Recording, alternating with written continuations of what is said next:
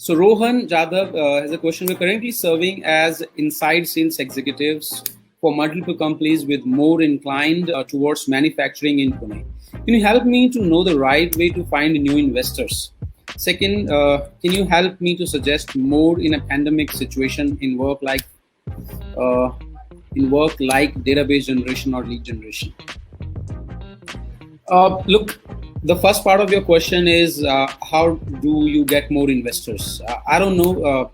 It depends on the kind of business you are in, what is the stage of your business, and what is your strategy, right? So the answer to your question will depend on that. The second part of your question, which says that how you can help me to suggest more in pandemic situation in work like database generation or lead generation.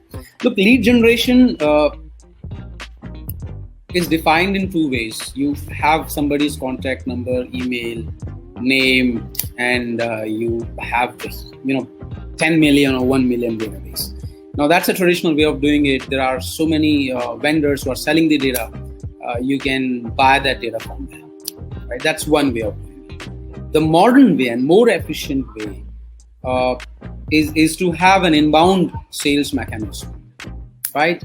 So you reverse engineer from who your target customers are, categorize them into different categories, find out the platforms that they are most likely to be available on, and then go on to that platform and you build one-to-one relationships with them.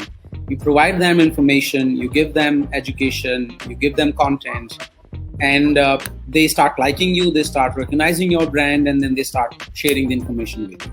In exchange to a value, definitely, right? You can use ads for that.